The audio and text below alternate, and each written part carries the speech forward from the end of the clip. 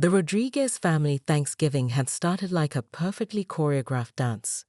Sarah moved through Marcus's mother Elena's kitchen with practiced familiarity, knowing exactly where to find the saffron for the paella and when to lower the heat on the sofrito. After 3 years of these gatherings, she'd mastered the rhythm of being almost family. "Mi amor," Elena called out. Tasting the sauce Sarah was stirring, "You've learned my recipe better than Marcus ever could." She patted Sarah's cheek with flour-dusted hands, leaving prints like war paint. "Maybe now you can finally teach my son that there's more to life than those legal briefs." Marcus appeared in the doorway, contract papers peeking from his leather portfolio. "I heard that, Nami?" His eyes met Sarah's across the kitchen, that familiar mix of warmth and warning. "Don't encourage the marriage talk. Keep things light. Stay in the safety zone of almost."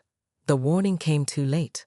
Elena clutched her chest, the wooden spoon clattering to the floor, her face contorted in pain, and suddenly the carefully maintained boundaries between almost and actual family dissolved into chaos. "Call 911. Marcus shouted, catching his mother as she slumped forward. Sarah was already moving, phone in hand, rattling off the address to the dispatcher with the same precision she used in client meetings. Her free hand found Elena's wrist, counting pulses, while Marcus cradled his mother's head. The ambulance arrived in a blur of lights and urgency. In the chaos of the emergency room, a nurse thrust forms at them. "Family only past this point," she announced, eyeing Sarah. "She's my wife," Marcus blurted out, the lie falling from his lips as naturally as breathing. Sarah's heart stuttered, but she didn't correct him. Not now. Not with Elena's life hanging in the balance. They were ushered into a private consultation room, where Dr. Harrison delivered the news. A minor heart attack, caught in time. But as he reviewed Elena's history, he revealed something else. "I see Mrs. Rodriguez has been under significant stress since your father's second family came forward last year." Marcus went rigid beside her. Sarah felt his hand tighten around hers, his lawyer's composure cracking. She'd known about his father's abandonment at 12, but not about this recent revelation. "Doctor," Sarah intervened smoothly, "could we focus on the current treatment plan?" Later, in Elena's hospital room, Sarah stepped out to call Marcus's sister Carmen with updates. When she returned, she found Marcus standing by the window, shoulders shaking silently. The setting sun painted him in shades of gold and shadow, highlighting the little boy who'd lost his father hidden within the man who feared becoming him. "Hey," she whispered, touching his arm. He turned and pulled her close, burying his face in her neck. "I can't lose her too," he breathed against her skin. "I can't lose anyone else." Sarah held him, her fingers tracing soothing patterns on his back. She thought about the nurse's station, where her signature Satlon forms marked spouse. About Elena's recipe box in her kitchen, already wrapped as a Christmas gift. About Carmen's children who called her Tia Sarah, without questioning her undefined role in their lives. "I'm here," she promised, knowing it was dangerous territory. This wasn't casual. This wasn't simple. This was standing in a hospital room, holding a man she loved as he faced his deepest fears, playing a role she desperately wanted to be real. When Elena woke the next morning, she smiled weakly at Sarah and whispered, "Take care of my boy." Sarah nodded, her throat tight with unspoken truths. She didn't say that she'd been trying to for 3 years, or that loving Marcus was like trying to embrace a shadow. The closer you got, the more it pulled away. Instead, she squeezed Elena's hand and added another item to her mental list of moments that made her both more and less than family. Almost daughter, almost wife, almost enough. The email from Seattle arrived on a Tuesday morning, its subject line deceptively mundane. Waterfront Revitalization Project. Lead architect position. Sarah read it 3 times in her office, each word pulsing with possibility. Lead architect. Creative control. Partnership track. Everything she'd spent 15 years working toward. Everything that would take her 3,000 miles away from Chicago. From Marcus. She minimized the email when James knocked on her door, but her colleague's expression told her he'd already seen it. "They'd be idiots not to choose you," he said, settling into the chair across from her desk. "But what about..." "Don't." Sarah stood, walking to the window that overlooked the Chicago skyline she'd helped shape. I haven't even decided if I'm going to tell him yet. James's reflection raised an eyebrow. The interview's next week. You've been together 5 years. You live together. You can't just. Can't I? Sarah turned, her voice sharper than intended. Last month, he introduced me to his new client as his good friend. 5 years, and I'm still just a good friend. The Seattle firm wanted an answer about the interview by Friday. Sarah scheduled it for Thursday morning, then made a dinner reservation at Everest for that evening. 40-story views of the city, where the lights below turned Chicago into a constellation of possibilities. Marcus was already there when she arrived, looking devastatingly handsome in his court suit. Must be serious, he teased as she sat down. You only book Everest when you've won a major project. Sarah took a slow sip of the wine he'd ordered, her favorite Bordeaux. Actually, I need to talk to you about something. She pulled out her tablet, pulling up the Seattle proposal. They want me to lead the waterfront revitalization project.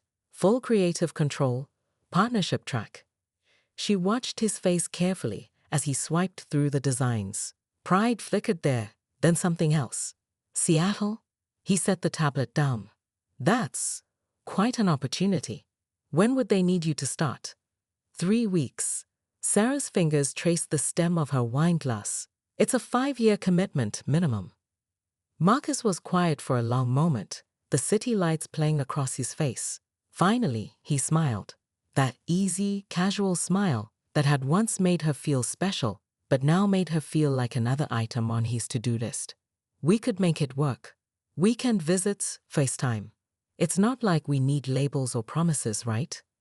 Something broke inside Sarah's chest. 5 years of almost moments crystallized into perfect clarity. She excused herself to the restroom, legs steady despite her crumbling interior. In her purse, searching for lipstick, her fingers brushed paper, the fortune from last week's takeout. What you've been looking for has been there all along. She'd kept it, thinking it was about Marcus. Now she wondered if it meant something else entirely. When she returned to the table, Marcus was on his phone, answering emails. Some things never changed. I was thinking, he said without looking up, you could keep your condo here. For visits. Sarah watched him, really watched him, and saw their whole relationship laid bare. The careful distance he maintained, the way he planned for temporary, the subtle art of keeping her close, but never too close. Later that night, searching for tape in his home office to wrap Carmen's birthday present, she found it. A small velvet box, price tag still attached, receipt dated 3 days ago, an engagement ring. Her hand trembled as she closed the drawer without opening the box. In the bedroom, Marcus was already asleep, unaware that she'd just discovered his grand gesture, unaware that it felt less like a declaration of love and more like a prison key turning in a lock. She sat at their window seat, watching the same city lights that had sparkled with possibility at dinner now blur through her tears. She pulled out her phone and booked the Seattle interview, understanding finally that sometimes the most beautiful cages are the ones we mistake for home. Sarah learned to measure her life in boxes. Small ones for jewelry and memories, medium ones for books and winter clothes, large ones for the art pieces she collected over the years. Each one carefully packed when Marcus was at court, each one labeled with innocuous titles like winter donations or office storage. The storage unit was in Evanston, paid for in cash. Unit 247 became her sanctuary of secrets, a growing testament to her determination. She even created a spreadsheet, exit strategy, hidden in a folder labeled 2019 tax documents. The one thing she knew Marcus would never open. You're quieter lately, Carmen observed during their weekly coffee meetup at Intelligentsia. Marcus's sister stirred her latte, dark circles prominent under her eyes. The chemotherapy was taking its toll, but she'd insisted on maintaining their routine. Sarah forced a smile. Just busy with work. The lie tasted bitter, like the dregs of her cooling Americano. Carmen had become the sister she never had, and here she was, planning her disappearance. Actually, Carmen reached into her bag, pulling out a legal document. I wanted to ask you something. I'm updating my medical proxy. I want it to be you. Sarah's hand froze midway to her cup. What about Marcus? Marcus is my brother, and I love him, Carmen sighed. But you're the one who remembers all my medications, who comes to every appointment, who knows exactly what I want and don't want if things get worse. She slid the paper across the table. I trust you, Sarah. Your family. The word family echoed in Sarah's mind as she rode the L back to her office. She planned everything meticulously. Automatic rent payments set up for Seattle, mail forwarding arranged, even a carefully crafted resignation letter saved in her drafts. But she hadn't planned for this, the way love could become its own kind of prison. That evening, she hosted their regular Sunday dinner as if nothing had changed. Marcus's mother, Elena, brought her famous flan. Carmen's kids ran through the apartment playing hide and seek, and Sarah documented it all in her mind. The way Elena's perfume mingled with the scent of saffron.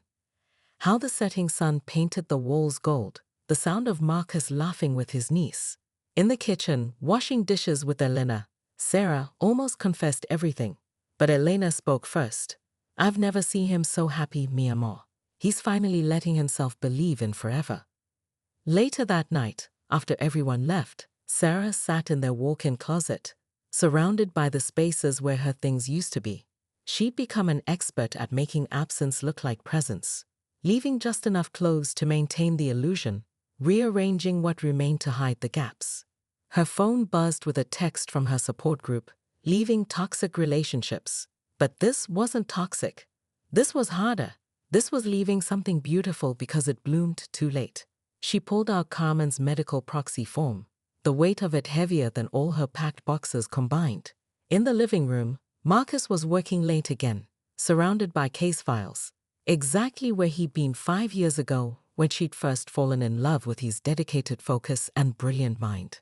Sarah walked to her home office, opened her laptop, and stared at the Seattle apartment listing she'd bookmarked. The space overlooked Puget Sound, Old Glass, and Possibility. Her cursor hovered over the Accept Lease button, but Carmen's words echoed, Your family. She closed her eyes, remembering the spreadsheet's final row, point of no return. She was already past it, wasn't she? The boxes were packed, the plans laid, the new life waiting. But as she looked at the medical proxy form again, she realized that sometimes the hardest part of leaving isn't the packing or the planning. It's discovering that the chains you're breaking are made of love. Marcus Rodriguez was a man who noticed details. It's what made him one of Chicago's most formidable corporate lawyers. The ability to spot the tiny inconsistencies that could unravel an entire case. But somehow, he'd missed the unraveling of his own life until the morning he reached for Sarah's favorite coffee mug and found an empty cabinet space instead. Standing in their kitchen, morning light streaming through the windows, he began to really look. The absence of her running shoes by the door, the gaps between books on their shared shelves, the missing Bali vacation photos that used to line the hallway. His legal mind kicked in, creating a mental timeline. The Seattle opportunity, 3 weeks ago, her sudden interest in cleaning out closets, the extra hours at the office, the way she'd stopped arguing about his work schedule, about their future, about anything at all. He opened his phone and pulled up their shared photo album. The last picture she'd added was from 2 months ago, Elena's birthday dinner. Sarah was laughing, wine glass in hand, looking at something off camera, looking at him. He remembered taking that photo, thinking how beautiful she was, how permanent she felt in his life despite all his careful boundaries. You're losing her, Carmen had warned him last week. He dismissed it as his sister's chemo-induced worry. Now he stood in their bedroom, really seeing the subtle changes. Her dresser drawers closed completely, too completely. He pulled one open, perfectly arranged clothes, but only half as many as there should be. The painting was what finally broke him. The abstract piece they'd bought in Paris 3 years ago, the one she'd insisted on hanging above their bed, despite its eye-watering price tag. The wall where it had hung was blank now, a lighter rectangle of paint, marking its absence like a ghost.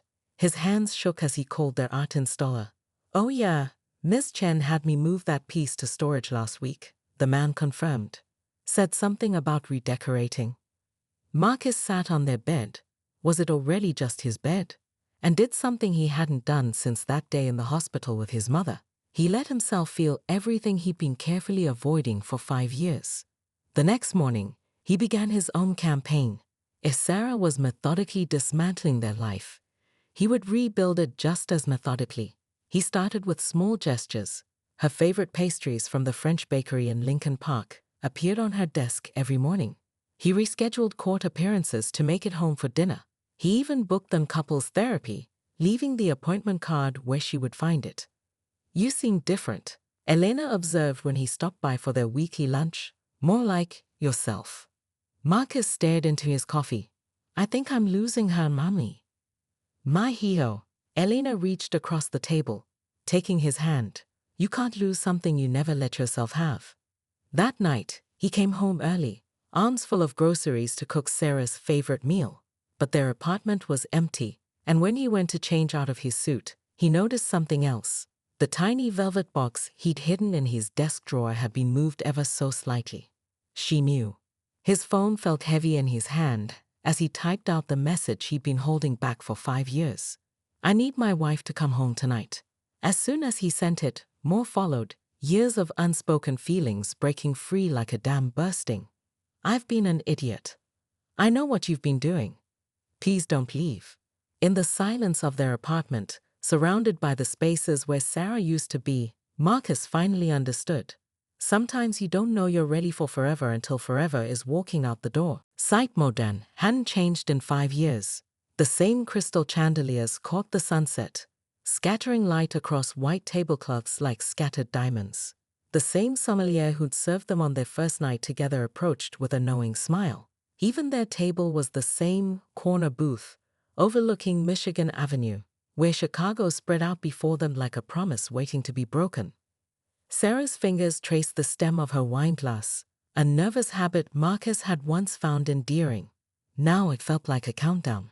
She'd almost cancelled this dinner, but something about his texts, raw, desperate, real, had made her come. One last time. One last meal. One last goodbye. "Remember our first night here?" Marcus asked, his usual confidence replaced by something softer, more vulnerable. "You wore that red dress, and I spent the whole night trying not to fall in love with you." "You succeeded," Sarah said quietly, the words landing between them like stones in still water. The sommelier arrived with champagne they hadn't ordered. "Compliments of the house," he said with a wink, "for our favorite couple." Marcus waited until they were alone again. "I deserve that," he admitted, surprising her. "I spent 5 years making sure everyone knew we weren't a couple, that we were just." He trailed off, looking lost. "Casual," Sarah finished for him. "Having fun. Seeing where things go." Each phrase was a scar she'd memorized. "Sarah." Marcus reached across the table, his hand stopping just short of hers. "I found the lease agreement. Seattle. Were you going to tell me?" She met his eyes, seeing for the first time the fear there. "Like you told me about the ring in your desk drawer?" He didn't flinch. Instead, he reached into his jacket pocket and placed the velvet box on the table between them. It sat there like a full stop at the end of a very long sentence. "Open it," he said softly. Sarah's hands remained in her lap. "Marcus, please." With trembling fingers, she lifted the lid. Inside wasn't the diamond she'd expected, but a key, her key, the one she left on his desk that morning, attached to a platinum chain. "I'm not asking you to stay," Marcus said, his voice rough. "I'm asking you to let me follow." A string quartet appeared at their table, another ghost from their first night, beginning the same song they'd first danced to. Marcus stood, offering his hand. "Dance with me. One last time if that's what you want, but please, dance with me." Sarah took his hand, muscle memory drawing her into his arms as the music swelled. Other diners watched, smiling at what they assumed was a romantic moment. They couldn't see the tears threatening at the corners of her eyes. "I called the Seattle firm," Marcus whispered against her hair. "They have an opening in their legal department. I could transfer my practice. We could start over, do it right this time." Sarah pulled back, seeing the desperation in his eyes. "You'd leave everything? Your family? Your firm?" I already lost my family once, when my father left. His hands tightened on her waist. I won't lose another one because I was too scared to fight for it. The music faded. In the sudden quiet, Sarah could hear her own heart beating, could feel the weight of 5 years of almosts and maybes and not quites. She reached into her purse and pulled out an envelope.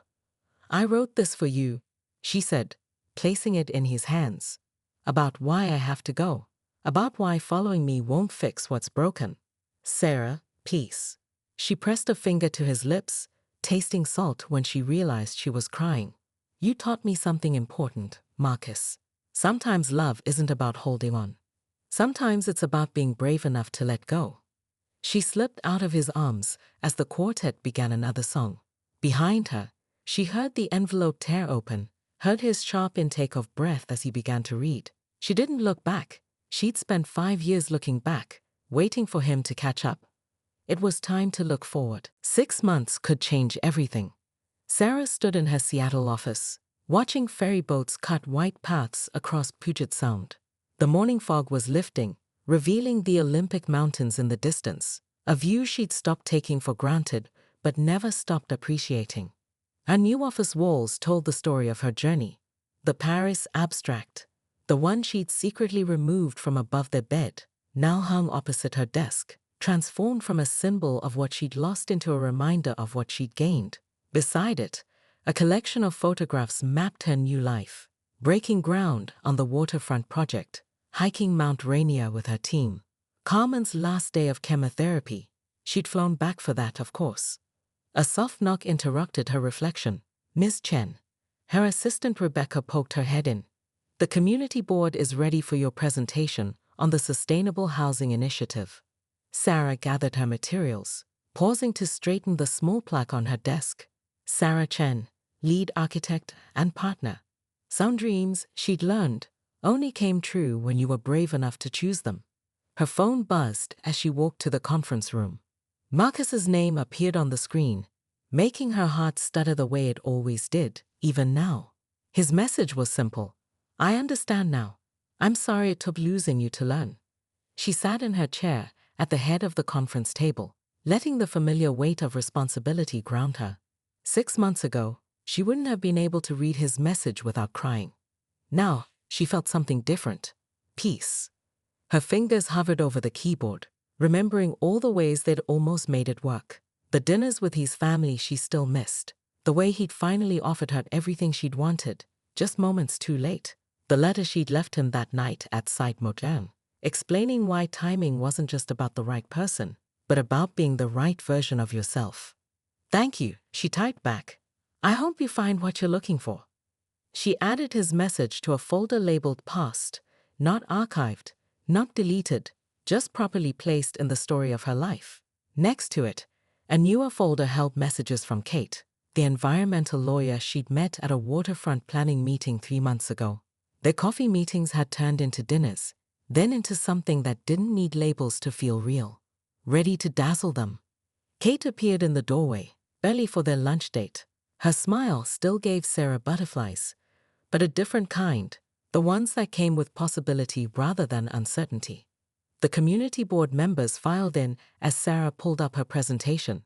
These meetings had become her favorite part of the job, watching ideas transform into reality, seeing how architecture could shape not just skylines but lives.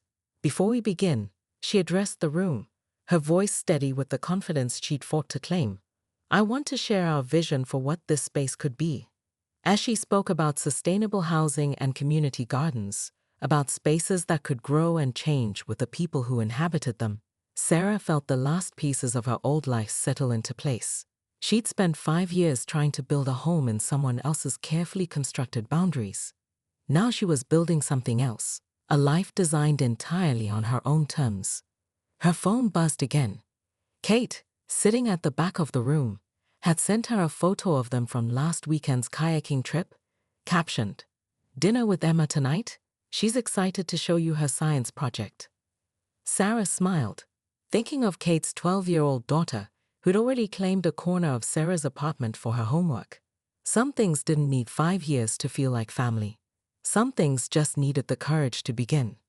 She clicked to the next slide, ready to share her vision of the future, not just for the project, but for herself. Because sometimes the happiest endings aren't endings at all. They're beginnings in disguise. Sarah Chen stood before the floor-to-ceiling windows of the Thompson Center, her laser pointer trembling slightly as she guided Chicago's Urban Development Board through her firm's latest design proposal.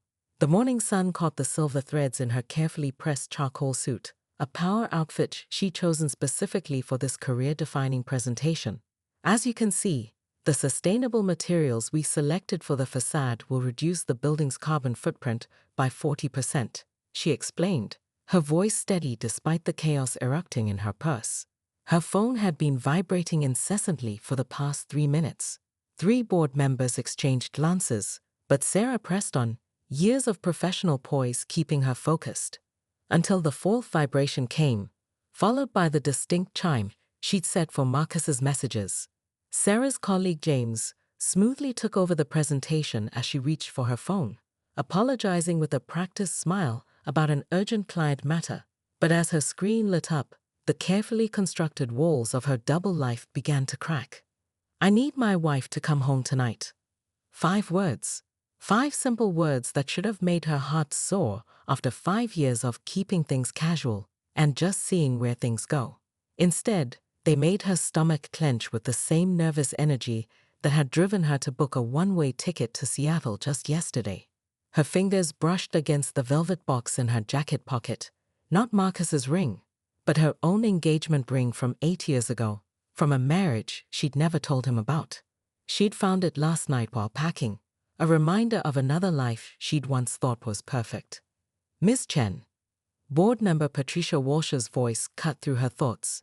"Your insights on the community impact would be valuable here." Sarah slipped her phone back into her purse, but the words on the screen had already burned themselves into her mind. Wife. The same word Marcus's mother had used last Christmas, only to have Marcus quickly correct her. "Sarah's not my wife, Mom. We're just enjoying life as it comes." She turned back to the presentation, but her thoughts raced ahead to her apartment, to the carefully labeled boxes hidden in the guest room closet, to the lease agreement signed for a stunning Seattle apartment with views of Puget Sound, to the resignation letter saved in her drafts folder, waiting to be sent. "The community garden on the rooftop," she continued, her voice surprisingly calm, "will provide educational opportunities for local schools and sustainable food sources for nearby shelters." Her audience nodded approvingly, unaware that their potential future project manager was simultaneously dismantling her life piece by piece. Another vibration, then another. "I've been an idiot. I know what you've been doing. Please don't leave." The messages appeared in quick succession at the top of her screen. Sarah's pointer wavered, creating a dancing red dot on the projection screen. In that moment, she realized Marcus must have finally noticed the missing photos from their vacation in Bali, or perhaps the empty spaces in their shared closet where her winter clothes had been. James shot her a concerned look. She told him about her plans last week over too many glasses of wine, sworn him to secrecy. Now he stepped closer, ready to take over again if needed. But Sarah straightened her shoulders, slipped the phone into silent mode, and continued her presentation. She'd spent 5 years of her life waiting for Marcus to be ready, to see her as more than a convenient companion. Now that he finally was, she couldn't help but appreciate the bitter irony. His timing was as impeccable as it was tragic. The engagement ring in her pocket felt heavier with each passing minute, a reminder that sometimes the hardest decisions aren't about choosing between right and wrong, but about choosing yourself before it's too late. The Gallery 937 opening was Chicago's most anticipated art event of the season. But Sarah Chen hadn't come for the champagne or networking. Her architecture blog needed fresh content, and modern art galleries were perfect for discussing the intersection of space and creativity. Camera in hand, she weaved through the crowd, capturing angles that highlighted the gallery's innovative design. "You don't get to walk away from me like this, Marcus." The sharp voice cut through the gentle murmur of the crowd. Sarah's camera caught it all. A striking woman in a red dress, her finger jabbing at the chest of a man in an impeccably tailored charcoal suit. She instinctively pressed the shutter, then froze when she realized what she captured. The man, Marcus, turned at the sound of the click. Their eyes met across the room, and Sarah felt an unexpected jolt of recognition, though she'd never seen him before. There was something familiar in the way he carried his pain, trying to mask it with perfect posture and an expensive watch. Delete it. The woman in red was suddenly in front of Sarah, palm extended. That's a private moment you just photographed. Julia. Marcus's voice was quiet but firm as he approached. She's a photographer doing her job. We're in a public space, making a public scene. He turned to Sarah, and she noticed his eyes were the color of aged whiskey. Though I would appreciate discretion with that photo. Sarah lowered her camera. I'm actually an architect. The photos are for my blog about urban spaces and design. She pulled up her website, grateful for the professional distraction. See? No gossip, just geometry. Julia scoffed and stormed off, her heels clicking against the polished concrete floor. The silence she left behind felt heavy with unspoken stories. An architect who blogs about art galleries? Marcus raised an eyebrow, his early attention morphing into curiosity. Let me guess, you're fascinated by how space shapes human interaction. Actually, Sarah found herself smiling. I'm more interested in how human interaction shapes space. She gestured to where Julia had exited. For instance, that spot will always hold the memory of what just happened here, even if no one else knows it. Speaking of which, Marcus glanced at her camera. About that photo. Already deleted, Sarah lied, knowing the image of him, proud but wounded, would be perfect for her article about how architecture creates moments of intimacy in public spaces. Though I have to ask, is she always so intense? Marcus laughed, but there was an edge to it. Only since I called off our engagement last month. Apparently, I'm not ready for forever isn't an acceptable reason to end a 5-year relationship. Sarah's hand instinctively touched her jacket pocket, where her own engagement ring from another life still sat. Actually, it's the most honest reason I've ever heard. Something shifted in Marcus's expression. He gestured to the bar. I'll trade you a drink for more of that validation. Over whiskey sours, they shared their stories. Marcus's father, who'd walked out to start a new family. Sarah's ex-husband, who'd wanted to shape her into someone she wasn't. They talked about the freedom of temporary things, art exhibitions, seasonal menus, relationships without expectations. So, Marcus raised his glass. To keeping things casual? To keeping things honest, Sarah countered, clinking her glass against his. Later that night, Sarah sat in her apartment, staring at the photo she hadn't really deleted. Her cursor hovered over the trash icon, but instead, she opened her journal and wrote, "Met someone dangerous today. Dangerous because he could be everything. Dangerous because he's exactly what I need right now. Someone else who understands that sometimes love works better without forever." She didn't know then that right now would stretch into 5 years, or that the man who feared forever would one day offer it to her when she no longer wanted it.